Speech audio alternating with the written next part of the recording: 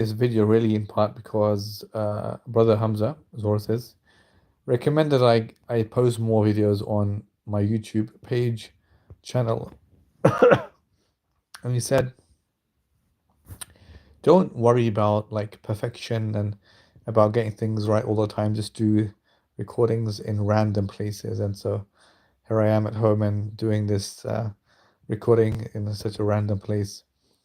Um, I thought about what to speak about today, and I want to speak about the fact that I did a long podcast with Hamza in the morning today on my essay Education After Gaza, and there was something that I didn't in fact intend to say, but I thought about this afterwards, and this is the hadith in An-Nisa'i, the authentic hadith in which the Prophet of Allah said, وسلم, that إنما ينصر هذه الأمة بضعيفها بدعوتهم وإخلاصهم وصلاتهم أو كما قال. So the Prophet of Allah says that Allah will aid this ummah by its weak ones, by their supplications, du'as, and their salah, and their prayers, and their sincerity. So Allah subhanahu wa ta'ala, sometimes we think about where and when, how the aid of Allah will come. And here we have a hadith in which the Prophet of Allah is saying that Allah will aid this ummah by its weak ones. It reminded me, in fact, about like Nuruddin Zengi, rahimahullah. He was not weak, he was very strong. But there was a moment, a time when they said to Nuruddin, in the Crusades, that why don't you stay at the back and because we don't want you to be killed because you're like our leader. And Nuruddin says, Woman Mahmud and yuqalu hada. His name was Mahmud, his full name, real name. And he says, who is Mahmud? That this is said to him. وَمَنْ حَفَظَ الْإِسْلَامِ مِنْ قَبْلِ, who protected Islam before me. That's ذَلِكَ اللَّهُ الَّذِي لَا إِلَّا لَهُ. That's Allah, indeed Allah, who does that. It's not therefore any one single person that represents or is a cause of victory. Oftentimes we speak about the fact that al-Khattab asked Khalid bin Walid to not take leadership role in one instance, to give them the idea that success is not through Zayfullah Maslul Khalid bin Walid, that Allah subhanahu wa ta'ala can give victory without him, with him and also without him. So because the hadith it says that Allah will aid this ummah with its weak ones, perhaps Allah will aid us by a weak person's sincere dua to Allah subhanahu wa ta'ala, and sincerity and sincere salah, and Allah will aid this ummah.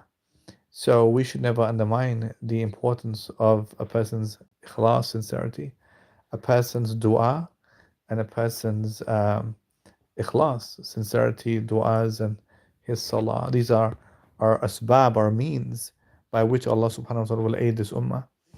And this is something I think we should all bear in mind. So I didn't have intent to mention this, but I thought about this after the podcast, that is something that we should always bear in mind.